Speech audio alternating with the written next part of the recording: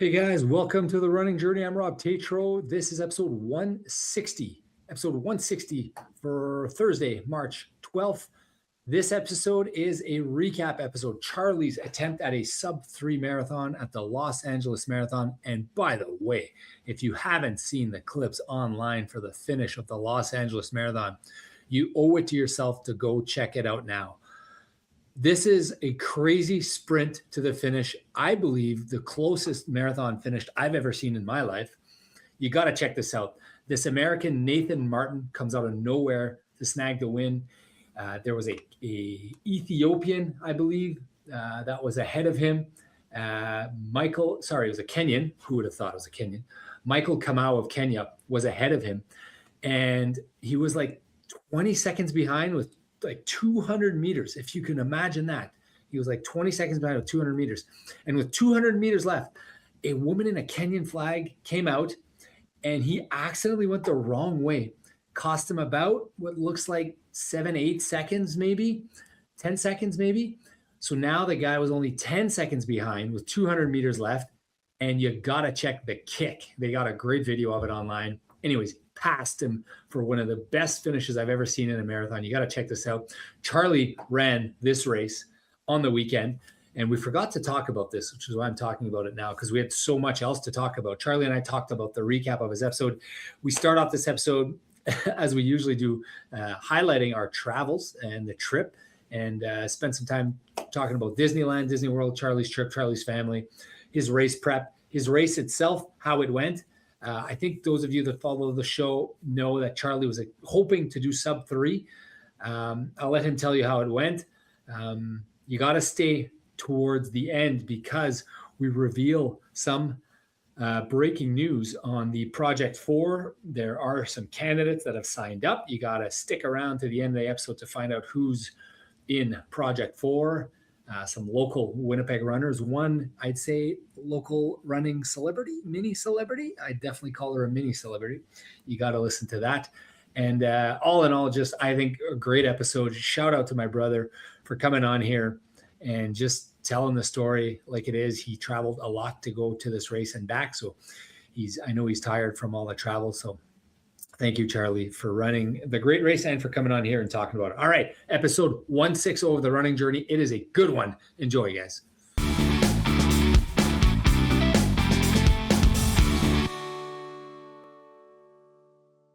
Hey, guys, welcome to the running journey. I'm Rob. It's my brother, Charlie. Charlie, good to have you back. You are in Winnipeg right now? Yeah, and you are also? I am also in Winnipeg, yes, Portage-Maine. This episode is a bit of a recap of the LA Marathon. Charlie, we are recording this one day after the race. So you ran the LA Marathon yesterday.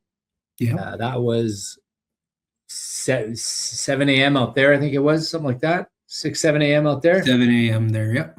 7 a.m. out there. You ran the race. You got on a plane. You landed. I can't imagine you got here early. It must have been really late by the time you landed. There's no directs, Winnipeg to LA. Yeah, 1:30.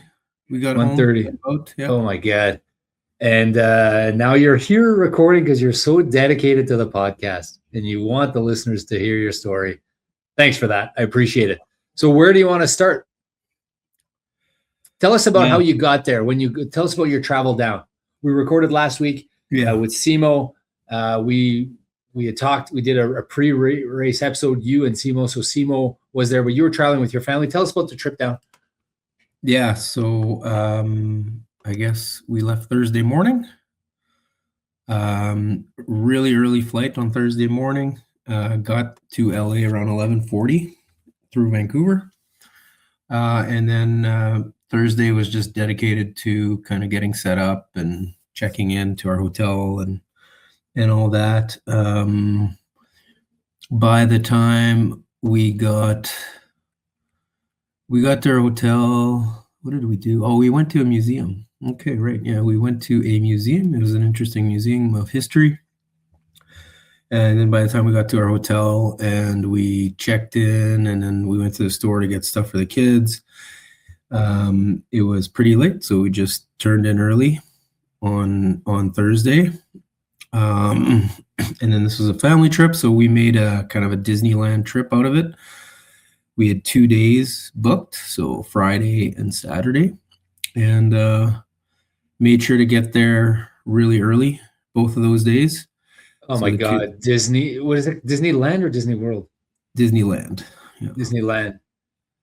That's, I mean, you're gonna tell me, but like I've only been once with my kids, Yeah. and it was the longest, most stressful day. One of the longest, most stressful days of my life. Well, where were you at Disney World or Disneyland? The one in Florida, so the other one, Disney World. Yeah. So to me, it didn't, because you had told me that, and a bunch of people told me there was long lineups and stuff. I was very pleasantly surprised about Okay. how easy it was. So the thing that we did is we made sure to show up like right at opening. And basically there's two, one of the keys for this is like your rate of rides per hour from 8 a.m. to 11 a.m. Way higher. Is about 4 times as much as after. Wow.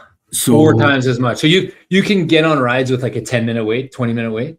Oh yeah, 5 minute, 10 minute. Yeah. So we were averaging about 3 rides an hour from 8 to 11. I was tracking these stats, obviously. Obviously, these are Yeah. critical stats. So we were averaging 3 rides an hour for the first from 8 to 11 about, and then maybe like 1 per hour after. I remember. So wait, were you? I could just picture you, Cheryl. Like, if we want to make the next ride, we got to go now. We got to go to the corner. We got to. I looked at. Well, no. So there's a booking app. So we had a bit of we had the extra, but it turned out like when you're there early in the morning, there's tons of rides you can go on without waiting or without waiting much. The app tells you the rough estimate. Oh yeah, it tells you the waiting time. Yeah. So you finish a ride, you look at it. Are you able to book your ride? Did you get like the fast pass or whatever it's called? Yeah. We got a few, but we surprisingly didn't use it as much as I thought we would. Yeah. Because the way it worked is we had a multi-lane pass, and the way it worked is once you booked one ride, that one ride was, you couldn't reuse it for that ride. So sometimes it'd be like, if I'd see it's only a 20-minute wait, I would say, okay, let's save it. Unless it's a ride I know we're not going to do again. Did you waste one? Waste one? Oh yeah. In other words, at the beginning I didn't know how it worked, so I wasted a bunch. I wasted one so we were the first ones there, and we got to, and everyone goes straight to Cars Land at the start. So we went the other way. We went to Little Mermaid, and there was 0 lineup, and I used my lightning pass. How many of those do you get again? You get 1 per ride? 1 per ride, yeah. Okay, and you wasted it.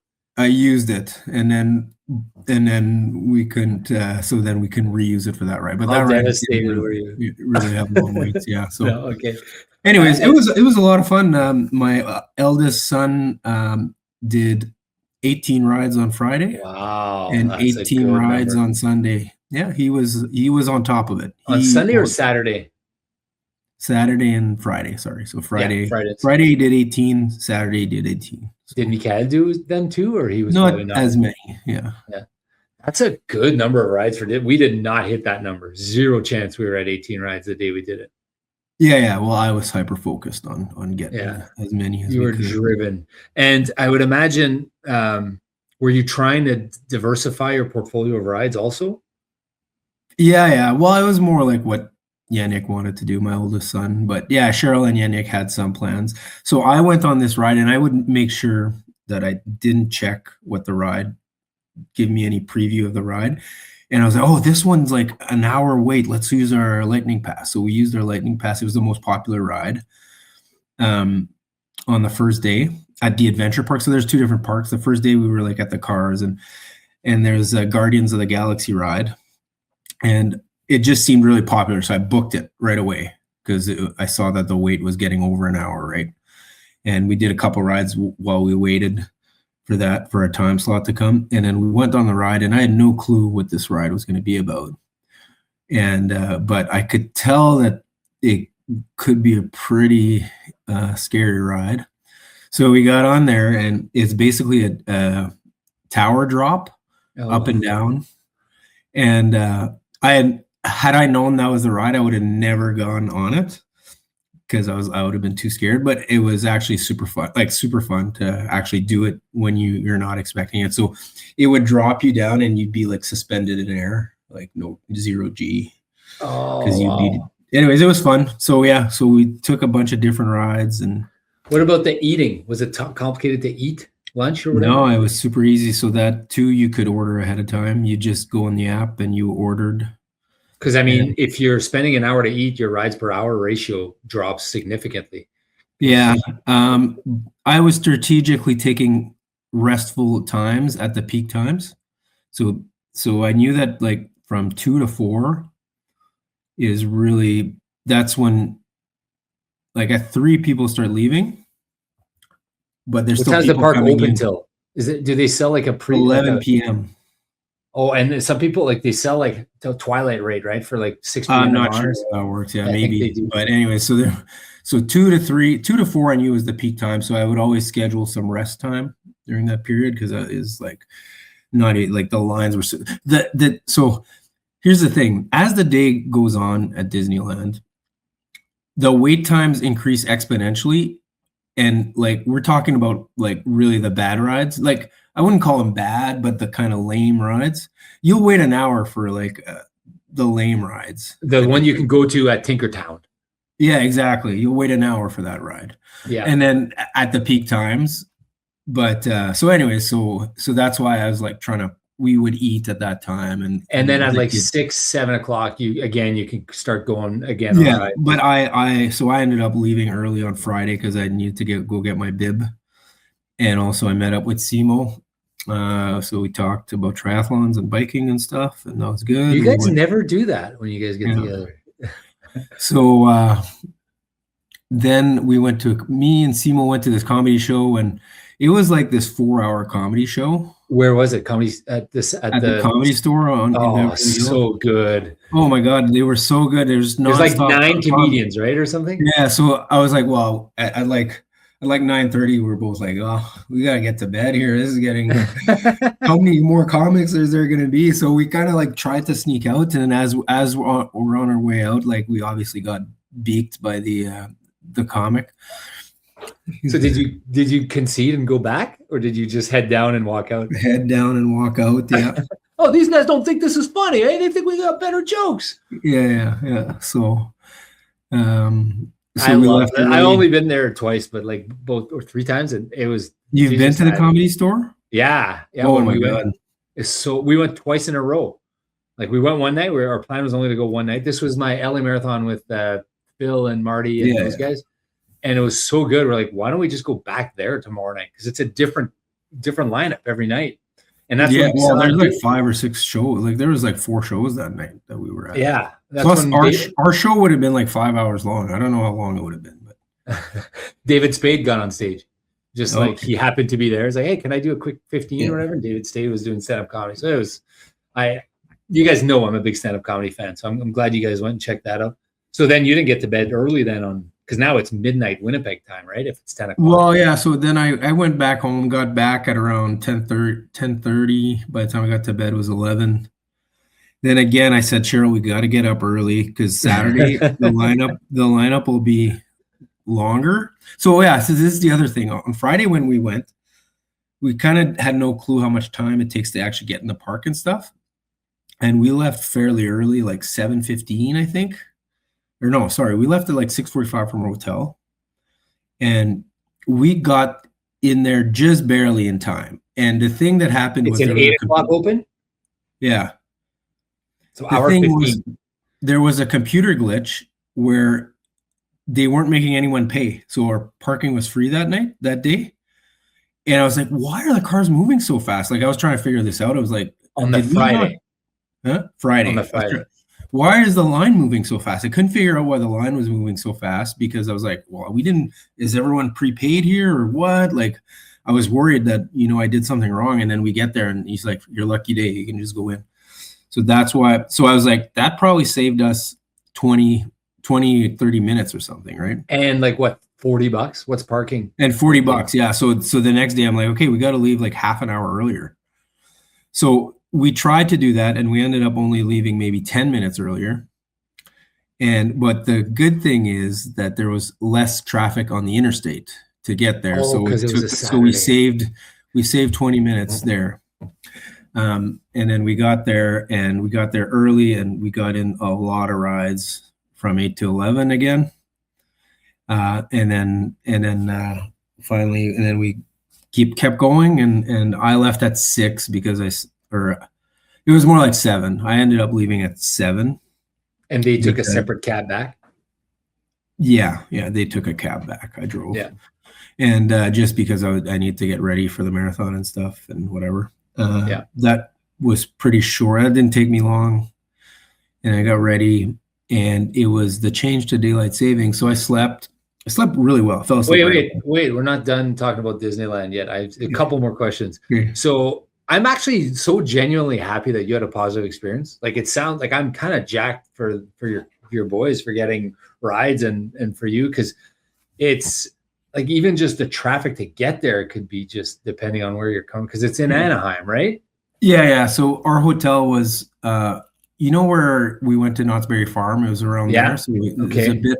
So it's kind of in between Anaheim and LA.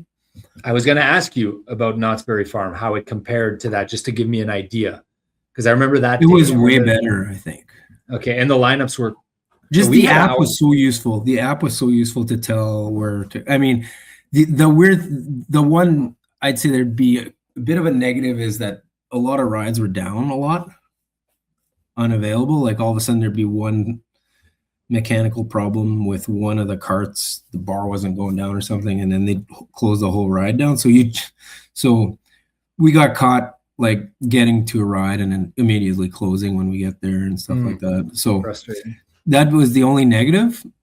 But besides that, I think it was the kids were just so happy and they loved it so much. Oh man, I'm so happy to hear that. That is so awesome. Okay, now you can talk to me about your race, because I hear you did a sub-3. Close. Sorry, I'm not trying to sub-3 be effort. I'm not trying to be a dick. I'm just sorry. So then Saturday got my stuff ready. I finally decided I was just going to drive to the finish line. Oh, really? Take a shuttle to the start line, because that'd be the simplest way, because I had to catch a flight immediately after the marathon. So what time was your flight? My flight was at 2:55. So I was planning on finishing the marathon at 10, which would give me 5 hours, plenty of time. Yeah. Anyway, so I drove to the finish line, and actually, so I was sleeping, and I was kind of woke up early once or twice, and then I saw on my watch the last time it was 1:50 a.m. Okay. And then I was like, okay, well, I'll try to sleep for another hour or so, or hour and a half. And like 20 minutes later, I feel like, okay, I need to pee. So I get up and pee, and I check my watch, 3:15, because the time had moved forward at 2 between 1:50 and 3:15. Yeah. That only took 25 minutes because it was the time that I moved forward. So I'm like, okay, well, I might as well get up now, try to make this a low stress kind of day, because I remember the last couple, they were just high stress to get there on time and all that. Remind me so race time is at 7. Remind me what time, how far was your drive? An hour? The drive was it said 37 minutes, but it ended up taking me 45 to the finish line. It's always more. It's always, you're like, oh, it's right there. How is it an hour? Well, it was more because it didn't anticipate all the marathon traffic. Got it. So I ended up leaving our hotel room at around 3:45. So this is an early morning. This is 2:45 from the previous day, but 4:45 Manitoba time, if you want to look at it that way. The Manitoba time that I'm used to. Yeah. Okay. So 3:45, I get there at around 4:30. I surprisingly have not much problem finding my parking. So I pre-reserved parking. What is park? Oh, at the Dodger Stadium. No, at the finish line downtown. At the finish line, then you take a shuttle back. I took a shuttle to the start line from the finish line. So my car was then available at the finish line. So it's surprisingly easy to get there. No problems. I find my parking, I park, get my stuff, start heading to the start line, or to where the buses, the shuttles. And by the time I'm there, so it's about 4:30, I start walking, and by the time I get there, like I see this line, it's so long. To get through security to start the race. To get to the shuttles, to get to the buses. To the shuttles. So it's like a block long, or a block and a half long. Kind of like when we did that race in LA, that the one with Claude there, when it was like 10, like it was just like a mile long, the line. So I'm like, this is ridiculous. So I have to like speed walk to get to the back of the line here as quick as possible, so I don't have to wait as long. Because you see people getting into the line as you're. So I get to the back of the line. I'm like, okay, well, I mean, I don't know if I'll make at that point, I was like, this line is so long. I don't know if I'll make it in time. It didn't seem to be moving that fast. But all of a sudden, so I get to the line, it's probably about 4:45. I get to the line, and it starts moving all of a sudden. It's moving pretty fast. But then when I get right to the buses, I see how long the line has gotten. And behind me, and it's basically like 5 times as long as when I got there. So I thought the line was long when I got there, but it was 5. This is a microcosm of your weekend. It's like a microcosm of your Disney weekend. Yeah, exactly. Yeah. You just beat the traffic for the line. Yeah, exactly. So that turned out good, but and then I get on a bus, and it's probably like, so I probably get on the bus at like 5:15 or so, I'm guessing. Oh my God. I don't really remember that well, but I know that then I got to the start line just after 6, like it was 6:02 or 6:03 or something. And that's not bad. I mean, okay, lots of time. I can pee a few times, no problems, whatever. And so as soon as I get off the bus, I see there's a bush that's far from people, and so I go there and I pee, get one out of the way right now. And then I follow the signs, and I go straight to the bathroom line to wait in line, because I had done one number 2, and I needed probably to do another one, just kind of get the nerves out and whatever I thought. So I said, okay, I'll go immediately to the line. So I got to the line. It was about 6:05 for the porta potties, to the porta potty line. And I'm like, oh man, this line is long. It's not moving. And there's like maybe 30 porta potties for the entire marathon. 30,000 runners, right? If I'm not mistaken. 25,000, I think. Okay. Or 22,000 finishers. No. It was like 28,000, I think, registered. Yeah, maybe registered, but I think, okay, I don't know. It's around there. It's over 20,000 anyways. And so I'm like, okay, well, I'll wait. I mean, I got lots of time here, so I wait. So I check my watch, and I noticed the line isn't moving very fast. And I start tracking. I'm like, okay, well, of course. How many per minute, and how far am I? And to see if I have any chance of making it. Because at some point, I'm like, okay, at some point I have to decide if I leave the line, because corrals were closing at 6:40. Everything was like not super well organized, I thought, relative to. It wasn't the Tokyo Marathon? It wasn't the New York City Marathon, that's for sure. So New York does marathons better than LA. Sorry. You heard it here. So I 6:25, I decide, okay, there's zero chance I'm making it to that line by 6:40. So I decided, okay, I'm going to go for another pee. I went for another pee in the bush. Hopefully this feeling of having to poop goes away. And, anyway, so I peed one more time, really big one. So that's 2 since I got to the site. Go directly from there to the corral, get in the corral. Don't really feel like peeing very much, but then I see a couple other guys peeing in the corner there of the corral. In the corral? Wow. There was 2 sections of a corral. There's the actual corral, and then there's like a staging area of the corral. Uh-huh. So the guys were pissing in a corner of the staging area of the corral. So I'm like, you know what? I might as well get one more in, and it's not going to hurt. At this time, it's like 6:40 or so. I got in just before the 6:40 time. They weren't actually enforcing the 6:40. It was a loose time, obviously, right? I don't think they were enforcing it. Yeah. Because I got there and like there were so many people in that corral. Well, think of that bus, Charlie. You got in and you rushed, got in, pee, and like you barely made it to the corral and you didn't poo. Think of all the people behind you on that line that were trying to get onto that bus. Yeah, no, I know. Like it's like so many people, I mean, did not like, and I looked at the times, like there was only a 20-minute spread between the first starters, or 25-minute spread between the first starters and the last starters. Yeah, it's not like what is like they didn't even have waves or anything, right? Like Chicago, it's like, what is it, an hour or something? Well, there's waves, so they break up the field, right? Yeah. So zero chance those people ever got to the bathroom. Anyways. Or they were right at the back of the pack and they were the last ones and the porta potties were empty and then they went and started right at the back. I mean, yeah, probably they don't. Yeah, anyways. So I just decided, okay, well, I got lots of everyone's standing up ready to go, and I'm like, there's a lot of time left still before the race starts. Like, I don't want to really waste energy, so I just sat down and in the pee, in the pee. No, not in the pee. Well, my plan was, I'll sit down and like at like 6:52, I'm gonna get up and I'm gonna try to pee again because you had given me that, and I actually felt good about this. Like I felt like the pee was not going to be a problem, but I was very worried about the other part, the deuce. The deuce, yeah.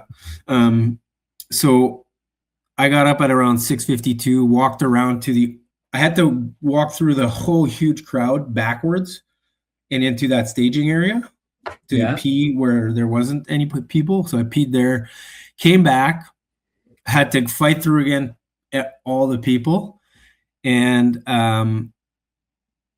then I was ready to go. I lined myself up between the 3-hour pacer and the 3:10 pacer. So I'd asked a couple times and they said there were no pacers, but I guess there were pacers. So I lined up between the 3-hour and the 3:10 pacer. Started off the race. So then a couple minutes later, the race starts. And one thing was like the seatings in these corrals was not correct. Like loosey goosey. Well, the pace was about 8:15, 8:30 to start, and you couldn't go faster because there was no room. Right. Yeah. That was my experience in Tokyo. For like a quarter mile or half mile, and then I started having room and I could go a bit faster. So that first mile was really hard because I think I was so slow to start, and then I was like, I look at my watch and I'm like, okay, I got to make it up. I tried to make it up. Anyways, my first mile was 7:10. So I was 18 seconds behind what I was hoping to do. Second, and the first mile. What's that? You've done enough of these. I'm saying you've done enough of these, so like that wouldn't have completely rattled you, right? The first mile? No, it didn't completely rattle me, but there was a huge uphill on mile 1. And that's when it started opening up and I could run faster, but like it was so hard. I kind of knew right away I wasn't going to set my goal or do my goal even on the first mile. Like I'm not saying I made like a conscious realization. I think it was a subconscious realization already at mile 1 that it wasn't going to happen because just everything felt hard, really hard, and the ground felt hard. And I kind of knew, I didn't really know, but I kind of knew at mile 1 that it wasn't going to happen. And then you get to mile 2 and it's so steep downhill after. Yeah, and you climb that first half kilometers kind of straight uphill. Yeah. 5% grade. That's a lot. Well, whatever the grade is, it felt a lot. But the downhill even felt worse because the downhill, like, I couldn't just let it flow. Like I had to slow down. I know I saw on my watch at some point that it was like 6:06 or something going down the hill. There was some -9 on the grade on the downhill. Yeah, so that hill was super steep, and Simo was telling me like his quads hurt, and I'm like, well, it's probably when you had to do that, his quads hurt immediately, he said, and I said, well, that hill probably didn't help. So anyways, I managed it not too badly. My second mile was 6:34. So I'm exactly on 6:52 pace after 2 miles. And so I'm like, okay, it's not terrible. Like, I mean, it's feeling really hard. I'm feeling like I have to push just to maintain that pace. And I know it's 2 miles. And the thing is, pacing the LA Marathon is really hard because you're almost never running flat. So it's like, okay, am I, like, the number on your watch doesn't tell you much.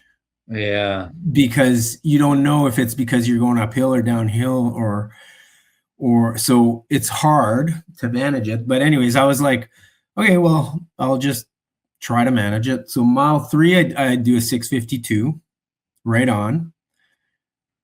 Mile 4. So at the 5K mark, which is your first 3, you were exactly on pace, 6:52. Yeah, I was exactly on pace. Things felt hard. And I think somewhere along mile 4, I kind of decided I wasn't going to be able to do it.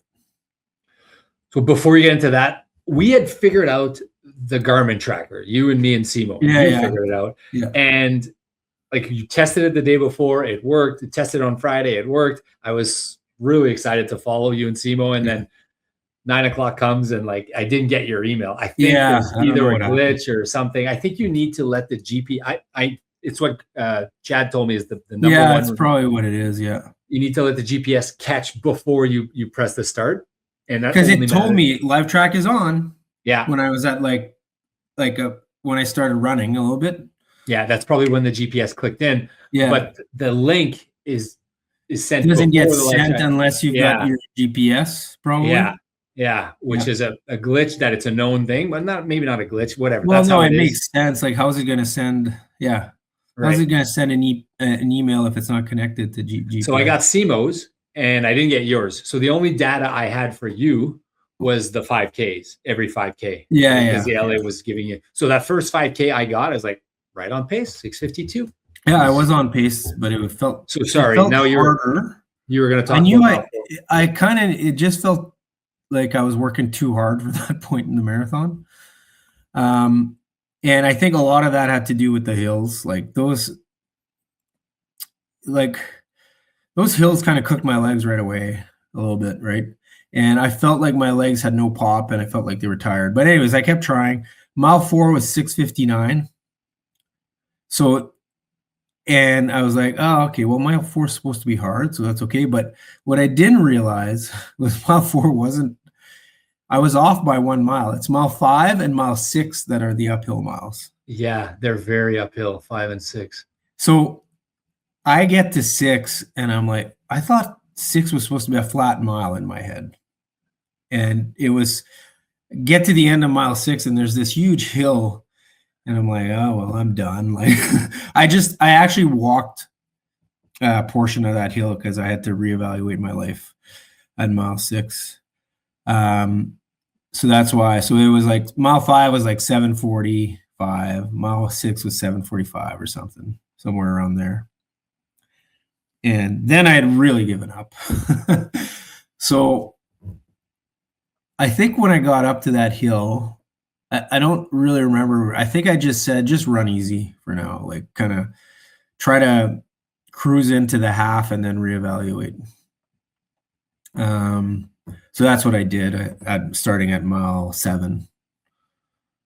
Yeah, I imagine. So I see the walking here, just kind of right at that big hill, right at mile 6 or whatever it was. Yeah. And so I guess you were like, again, I'm watching this from a distance. And I'm thinking, well, what could it be? Like, because your second split came in at, what was it? Well, it wasn't that slow. Where am I here? No, it wasn't that slow. It was just those two huge, big hills. Your first splits were 21:20, right on time. Yeah. Your second ones were 23:11, so a minute 50 slower. So like Yeah, and 7:30 that's miles, mostly because of those two the hills, right? hills. So And I knew there were hills. So yeah, I'm like, you know what? Those are big hills. Maybe he's just kind yeah, of biding his time. yeah. But I didn't really know what was happening because I had no idea. I didn't know what your heart rate was, but I'm looking at your heart rate now. You hit almost 170. Yeah, it was high. Yeah. Those hills were Well, those obviously. hills, they would always go up on the hills, even though it felt like I was not working as hard. It would always go up and it would go down the hills. Makes Right. sense, I guess. Yeah. Okay, so you Anyways, decide at this point, I'm just gonna run. just gonna try to survive this. Like I had zero motivation at this point. So that's the thing when we talked about your motivation versus your like how you can run as hard as you're motivated. Like motivation plays a part in it. So at that point, I knew I wasn't going to do 3, so I had very little motivation to like do my best possible effort. But I did have some motivation. I didn't want to miss my flight, so that was. I knew this could get to a 5-hour marathon very easily. If you would have kept trying to push the 650s. Oh yeah, maybe yeah, for sure, yeah. Yeah, I mean, because I could have just completely collapsed on the back 9. Yeah, I feel like that wouldn't happen to you, but I understand what you're saying. Yeah, probably not. I mean, I would have collapsed a little bit, but not that bad. So anyway, so I decided I was just going to try to survive till the half, take it easy until the half, and then reevaluate. Then at mile 8, I really started to like the whole way I needed to go to the bathroom, Like but for a deuce. I was hoping it would go away. Like for a 1 or a 2? A 2. Yeah. So that probably didn't help the heart rate. No. I've never So had I that. feel like maybe this race could have been different had I been able to poop, but I don't know. Probably not very much different. Anyway, so at mile 8, somewhere on mile 8 or 9, I went to the porta potty and had like a 2-minute break. Yeah, it's on here. It's right at kilometer 14, looks like, just before 14. Yeah. I just decided, okay, I might as well do it now and maybe I'll feel better after. And every time you'd pass a porta potty, you're like, do I go? No, I'm still fine. And then you're like, I was like, maybe it'll go away. Just get to the, at some point I said, just get to the half and maybe it'll go away. And then at some point it just started getting a little bit stronger. So I was like, let's just go now and maybe I'll feel better, because I could feel it was impacting my breathing a little bit too, Yeah, that's not good. So your third 5K came in at 8-minute miles. So now you're at 24:50. But if you said it was 2.5 minutes, I think you told me. Well, maybe 2.25. It was about 2, at least 2. So you're, at the same pace. You were running at roughly the same pace then, I'd say. Well, I was about 7:05 or something, 7:10 maybe. So close to race pace and a little faster than the previous 5K. So then I just decided, I said, how do I stay motivated for this race and not like, how do I get through this race, at that point? And so my thought was I'll take it easy up till the half and I'll try to do a negative. Cheat a little, basically a cheater negative. A cheater negative. It's not a cheater negative, but I get it. I mean, if you go really slow in the first half and then so I didn't go that slow. Like I think I was doing basically 7:20s or so after that. Yeah, 7:26. Kind of 4:30s ish. Yeah. 4:40s, something like that. So so I kept that strategy up till about half. Really wasn't as hot as you would have thought. It didn't feel as hot as you would have thought at this point. Like if the hotness must have we haven't talked about the heat at all. You haven't mentioned it, but it was a serious concern. You and me and Simo were texting the night before, and we were looking at the app, and it was like going to be 30. It was a high of 30 that day. Now, obviously, you're running in the morning, but I think it was supposed to start at 14, I think, and finish at 19. Am I close? Well, so No, it was a bit 20? hotter than that. Hotter than that. So starting at like 16 or something? It was 16 when we started. It was supposed to start at 15 and it ended up being 16. And I was supposed to finish at 21, but I was supposed to finish at 10. So at the end, I was like, this is my fault for running too slow. I was telling myself about the heat. But that's when fine. I did finish, in reality, it was 24 or 25, 25. And those poor guys and gals who were doing 4-hour marathons. Oh, yeah. 5-hour marathon. Way worse. It got to 30. Like it really got to 30. And it felt, at the end, it felt hotter because it was sunny. It was like the sun was straight sun. Bearing down. Yeah. So, but I didn't really think about the heat too much until about mile 22. Yeah. And by then you're just giving I'm sure it probably affected me in a slightly negative way, but for sure. Not something that I noticed. So you're okay. So what did you come in at the half then? 137.40. There's no half split in this thing, but it was about 137.40. Okay, so call it 138. Yeah, let's say 138. So you just missed your negative split, right? Yeah, it was like a minute positive still. Yeah. But. Okay, so at the half, you're kind of clipping 725, 730s or whatever. So I decided I would try to run all 730s. Approximately, I would like anchor myself at 730. And I was close. The only thing is like there was ups and downs, right? So I knew 1 mile, if I was fast 1 mile, it was because it was downhill. I gained 30. And then there was a mile that was hard. Anyways, I just kept going. Mile 21 was incredibly hard. 8:15 was my time on that mile. But I was passing people. Oh, because there was that big hill there. It was a huge hill and it was into the wind. It was it was a full mile and a half almost, that hill. Yeah. So I'm like, on the way back, I'll be so fast on the way back. That's what I was thinking. I was like, just get to that hill, get back to, so I knew that it would start at 24 about. So that was how I was motivating myself at that point. Just get to 24 and then it's straight downhill. Oh, because you go to Brentwood and you come back, right? Yeah, exactly. Brentwood, home of O.J. Simpson. Oh, I think. Okay. I vaguely recall. Yeah. Okay, so you had to go down and then back. So you're thinking, I'm going to crush everyone on the way back. That's what I was thinking. Yeah.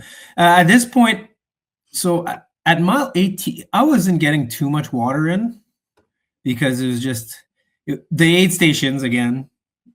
It's not New York. I mean, I was getting 3 or 4 cups per, but I had to do it really quick. It was like one, and plus there wasn't as much, like it would always start Gatorade and then water. So at the beginning I was having a bit of Gatorade, but at the end I just wanted water because I was getting lots of nutrition with my gels, right? Well, did you stick to your nutrition plan? I skipped 2. I skipped 1 when I had to really go to the bathroom there. And then I skipped 1 at the end just because I'm not sure why. It felt hard. Yeah, well, my last 2, I thought I'd done all 12, but I didn't. Turns out I only did 11 because it gets hard at the end to get them in. Yeah. You're just like, I'm fine. And you convince yourself you don't need them. Yeah, I don't need another gel. Like, it's fine. Like, I've got a million gels in my stomach. Plus, for you, I can imagine you're like, who gives a like, who cares? Yeah, that too, yeah. I'm surprised that you went all the way through with that's awesome. Good for you. Yeah. Well, it would buzz, and I'm like, okay, might as well, I'm like, no, but it would buzz. I'm like, already? Yeah, so quick. I just had one. So you were having a hard time getting the water. Not a Tokyo Marathon, that's for sure. It wasn't that hard of a time, but I was maybe getting, first aid station, I completely missed it. It wasn't hot by then, though. So I was probably getting like 2-3 sips. I wasn't getting much per aid station. But like at mile 18, there was a guy handing full water bottles. So I grabbed that. Like a random guy or someone from the race? Random guy. Okay. pretty risky, but whatever. Something you'd see in Winnipeg.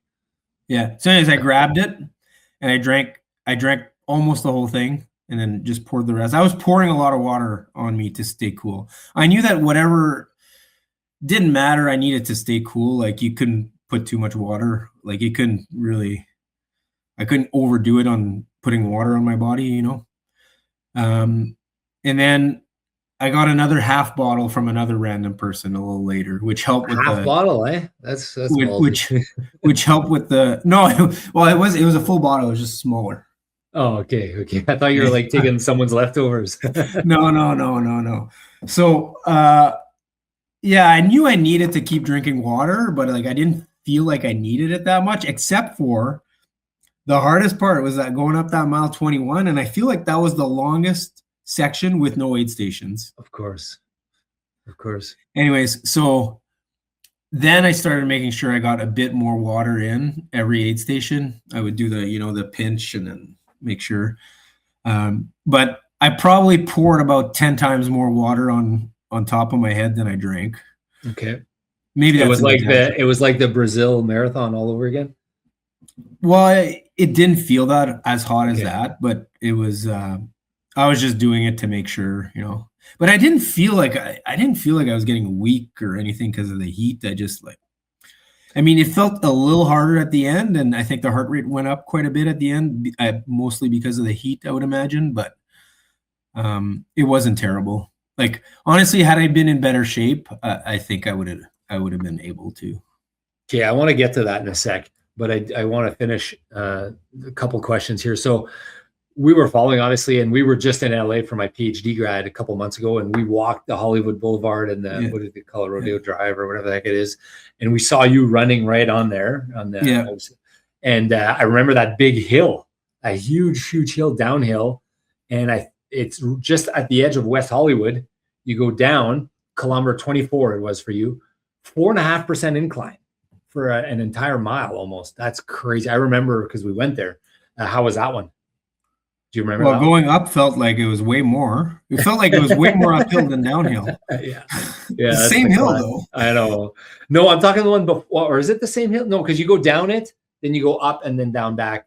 Kind of. Well, this one you go up and then you go down. Yeah, the last one, but the other one was actually looks like on the elevation profile here. It looks like there's a couple. Yeah, it was just kind of like that the whole time. So I don't know. I couldn't really tell. So then, what do you think of the LA Marathon then? Is it obviously it's not a PR race, not a PR course?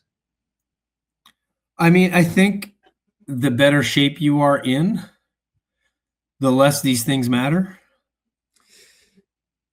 So I think if I was in better shape, it's not that I was in bad shape. I think just my legs were tired. My legs were very tired from probably maybe I trained a little too much. I definitely trained too much. Not that I trained too much or I didn't taper enough or whatever. My legs were not fresh for the race. Okay. I think with fresher legs, it would have been doable. Dude, there's 1,000 feet of elevation gain. That's more than Boston. Yeah. And the thing is, now that I ran LA, 1,000 feet of elevation gain doesn't necessarily mean the same thing as another 1,000. There's differences because so if I would compare it to Boston, I'd say it's a lot harder than Boston because the hills in Boston are all gradual. It's this, and there's less of them. So here you get a lot of them, and then on the way down they're so steep. So it's kind of, while all the downs in Boston are very gradual too. So it's a lot easier to run down a hill that's gradual. I just pulled up the other 6 majors here. So Tokyo's 200 feet, Chicago's 240, London's 400. Those are my 3 sub threes. Whatever. But Boston 800, New York 810, and LA almost 1,000. To me, if I compare New York to Boston, New York's harder.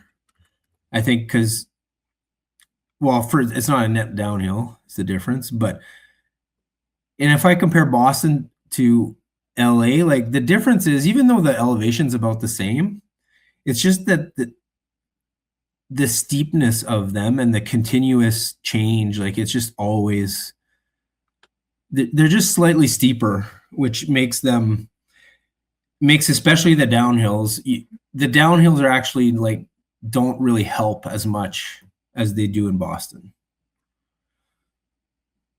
Okay.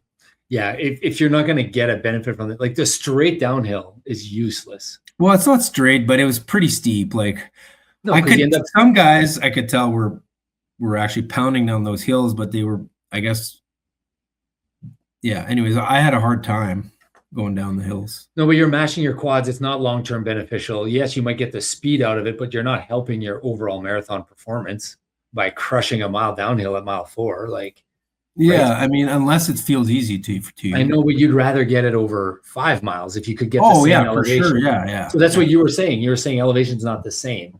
Yeah. Yeah. You can't just look at an elevation number and say they're the same. Right. Is what I'm realizing after running LA. Yeah, it's like a Disney park. Yeah.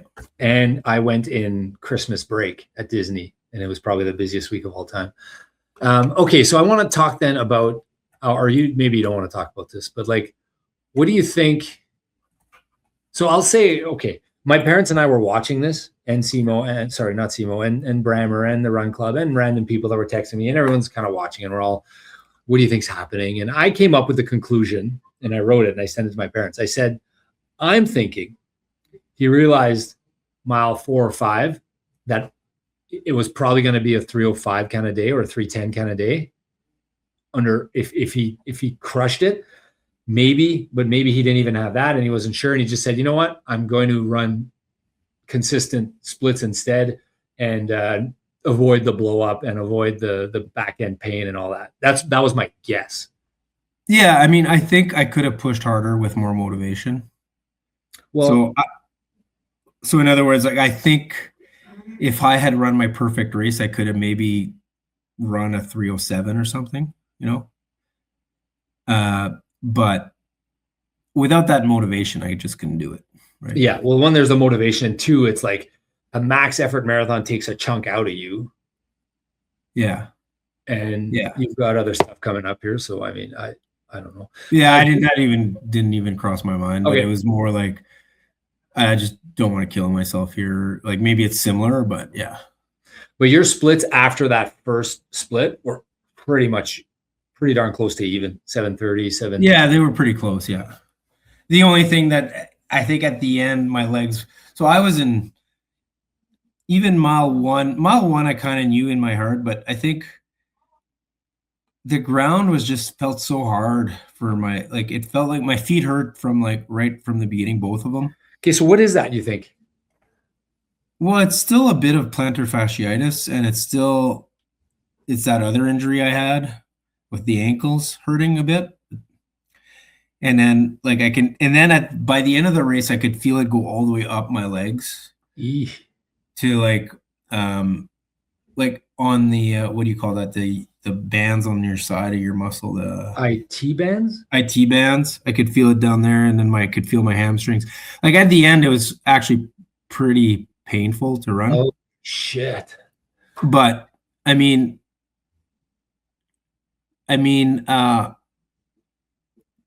like I'm sore right now, but like no more pain. So like, I think it was just tired legs to start. And just not used to hitting the ground that's that hard. Okay, I haven't really run on hard ground in a while, you know. Yeah. So you mean like running outside, right? That's what you mean? Yeah, exactly. Like and man, the roads in LA are terrible. Like you're just avoiding cracks and avoiding not great tarmac. Yeah, it's not. Yeah. Do you think you overtrained a little bit? Oh yeah, for sure. Yeah. Yeah. Okay. So not that I overtrained. I think I just didn't taper enough. Yeah. Okay. Like I could have done one less. Had I done one more easy instead of doing. Yeah, I could have done one more week of easy. Like a 3-week taper? You mean? Yeah. Like done your 24 miler 3 weeks out. I think, I don't know. I'm not a coach, but I feel like when I heard you say 24 with 11 fast finish 2 weeks out, to me, that felt like that should have been 3 weeks out. Well, yeah. I don't know. I've been successful with 2 as well. But did you go to 24 weeks, 2 weeks out with 11 fast finish? I did 25. Okay. But it was only an 8 fast finish. Okay. So I mean, yeah, I don't know. I think every marathon's different, like how you get into it and how, like I did all those yards to train, and I think I probably, because of that, I probably needed a 3-week taper. Yeah. I mean, I was pumped when I got you on the phone when you gave me a call. I was pumped that, you were like telling me about the race already. Like you called me right after the race. I sent you a note there. I was like, I'd be proud of this effort. Like I didn't know what your heart rate was, but I knew what had happened without you even telling me. Yeah. I've run enough of these. I said, I'm proud of this. I'm proud of this output, because you could have done what a LA Marathon wanted people to do and just exit at mile 18. Yeah. And get your finisher medal. I thought about it. I was like, oh, well. Did you see a sign? Like, how did you know about it? So sorry. I had read the article. I just was guessing. No, I had read the headline. Before your race. Before my race. And I'm like, oh, I'm guessing because you go there and back. I was just guessing that you could exit. Cut the there and back. That whole out and back, you could skip it. And I was like, I would make my flight easier for sure if I do that. And that was actually one of my main motivators. I didn't know exactly how long it would take to get to LAX after the marathon and stuff. And I was like, well, I can't run a 5-hour marathon. Was that ever in your head? Like you would actually run a 5-hour marathon? No, not a 5, but and sorry, I'm not laughing at 5-hour marathoners. That's unbelievable. I think it's funny that you think you would do it. No, I was thinking like that 4 something was in the cards, Yeah. By the way, I did a 5-hour marathon in 2025. I did one in Cape Town, 5 hours and 12 minutes. So I'm not chirping 5-hour marathoners. In fact, anyways, I think it's way harder because they're out there for way longer. So the LA Marathon, for those of you who didn't get this, announced that you could not run the last there and back, the last 8 miles, last 4 mile out, 4 mile back, and just exit the course at mile 18, and they would give you a finisher's medal. And in true Claude form, he texts us, hey, what do you guys think of this? And he's like, it's a slippery slope, because once you go down this path, of giving someone a medal at 18 miles because it's hot, what do you do if it's windy or if it's icy or if it's so I said, quit if you want, but you're not getting the finisher's medal. I don't know if you agreed with that, Charlie. I mean, I would have a hard time thinking that anyone would want to actually do that and then say, oh, I ran the LA Marathon, but it was only 18 miles. Like maybe there are people, I just think there'd be quite a few that would want to do that. I think now that I thought about this, I think what's happening is LA Marathon just wants to make it easier for them. And if they get people off the course earlier, it's just easier logistics wise. Yeah. My mom's like, I wouldn't want that medal. I would throw it away. I was like, okay, that's where we get it from. And obviously we both think, hey, like more power to them. If someone gets that and they get joy from that and they're happy with it and they put it on their wall, and good for them. I mean, I think if that's what maybe you could make that as a goal. Like, I don't know, it might be good for some people. I just doesn't seem. It's not a marathon. The marathon only starts at mile 20. Yeah. What did you text me? You said that the race hasn't even started yet. Yeah, at mile 18. But anyways, it was when I checked at the airport after, the high said 32 for that day. Jeez. That's an abnormally hot early March day in LA. Like the 2 weeks before and after, there was no days like that. Yeah. So how do you feel day after? I feel good, but now I just want to focus on my backyard and all good. Yeah. You got your crew set up and everything? Yep. Okay. Do we want to give a quick update to Project 4? Do you want to talk more about your marathon? Sorry. No, I'm done. Oh yeah, so I immediately. Oh yeah, so quick story. After I had forgotten where I'd parked my car. I hadn't forgotten, but I was kind of in a haze after, and I was like, the streets all look different because when I was there in the morning, there was none of these like they had set up like fences and chain link fences all over the place. So the streets all look different, and it took me about 5 minutes to. I had started walking, like, okay, I'll find it. I just walked randomly to places, and I'm like, I'll find it. And I kind of knew I had at least a good hour before I have to be in a rush or anything, right? I started walking, and finally, like 5 minutes after the marathon, I guess the brain fog kind of lifted or something, and I actually remembered the exact address of where I'd, because there was assigned parking, like you had to park in these different places if you're, and I had remembered the address, so I'm like, okay, well, I'll go find the address. But as it turned out, I went on that street. I couldn't figure out how to get to that street, and then I got there, and I was like, where the hell is this parking garage? So finally, I asked like 3 different people, and only the third one wanted to help. They're like, no, I won't help you, whatever. The third person ended up helping me. He's like, it's right here. So I was right at the parking garage already when that person ended up. So it took me like an hour to find my car, and then I got in and I checked how much time I had, how much time it would take to LAX, and it said like, or sorry, their car rental place, and it said like 30 minutes. I'm like, oh, well, I got like 2 more. I got lots of time. I still had lots and lots of time, so I started phoning people and texting people. It's fine. Yeah. Sweet. And Simo also finished. I think he would agree that the heat and the legs and I mean, what did you do? 350 or something? Shout out to Simo. Nice Yeah. run, buddy. Well, he's the one who encouraged me to do this, so I appreciate that. Yeah. Yeah, he's a beauty. He's a good friend, and we're lucky to have him in our lives. He is having fun on his bike today. Good for him. Yeah. Oh, right. Yeah, he was so jacked about that. Yeah. Look, I'm bringing my bike and I'm going to do 1 million miles. No, he didn't bring his bike. He rented one. That's exactly like his. Okay. Well, that's good. Yeah, marathons are hard, I guess, eh? Yep. I do want to talk about Project 4. You said there was some news.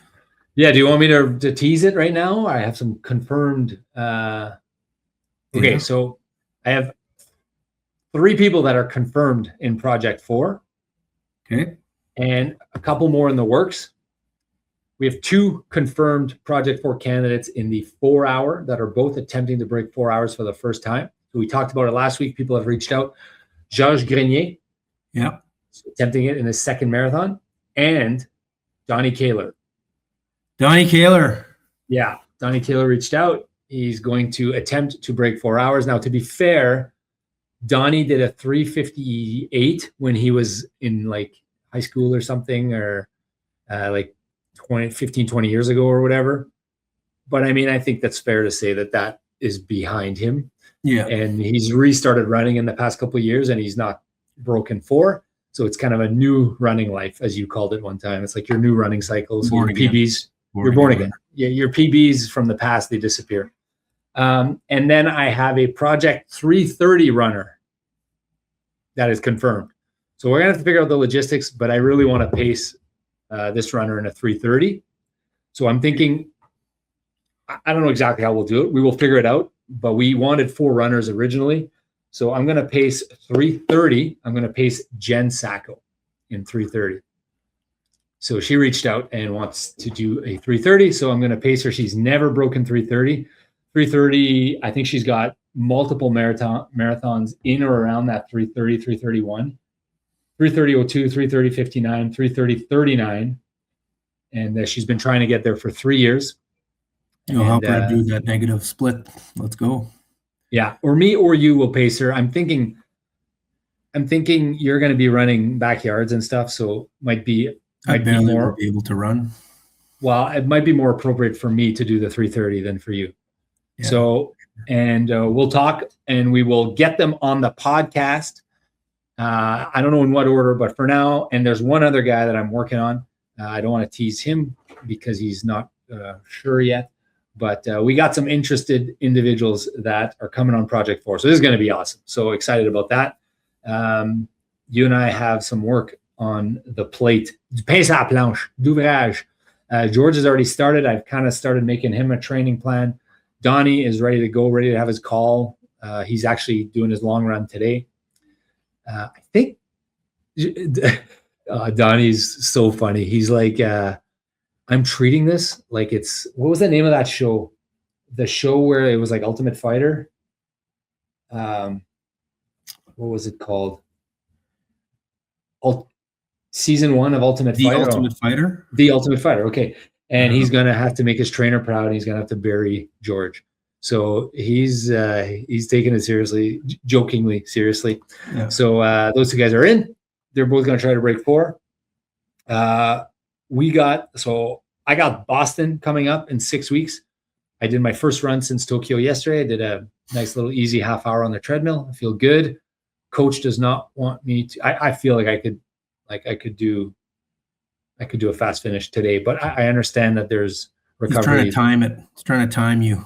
Yeah, he just wants 3 weeks out of me. It's the timing. The Labroquerie method. You peak at the right time. I realize, timing is big on these things. Yeah. Yeah, I've been lucky to, 1 week either way on my last 2 marathons would have been drastically different. Yeah. 1 week. So I'm glad that they worked out. And so I think what I'm going to do is 2-week recovery, 3-week build, 2-week taper. The Labroquerie method. Yeah, Labroquerie method. And you've got the backyard in Kelowna. Sorry, I keep saying Kelowna. Sycamus, BC, about 7 weeks away. So that's coming. So we got a lot of stuff to talk about on this episode. We got Project 4 coming up as well. So we're going to get those guys and gals in on the pod in the next few weeks for sure to talk about what they're doing. We got to figure out how we're going to do it. Do they each come on individually, Charlie? What do you think? Or do we bring them on? Probably we each bring them on individually, right? Talk about their training plan? Yeah, I don't know. We'll see. By the way, you listeners, this is BTS. We call this in the business world behind the scenes. You're seeing Charlie and I figuring it out as we go. Okay, yeah. We'll figure that out. Anything else you want to add, Charlie, about your run, about your training, about anything? I guess I'm going to have to run one more of these things. 21 in the books. All right. 21 in the books. I thought that was the last one, but I'll do one more. What's the line they say? Did you put your shoes on Marketplace? It's like a joke when you want to quit something. We had a bad curling game last week, and our skip says, are we still playing? Like it was that bad. So I asked, hey, are we still playing this week? And he says, well, my curling playoffs soon for you? Next week.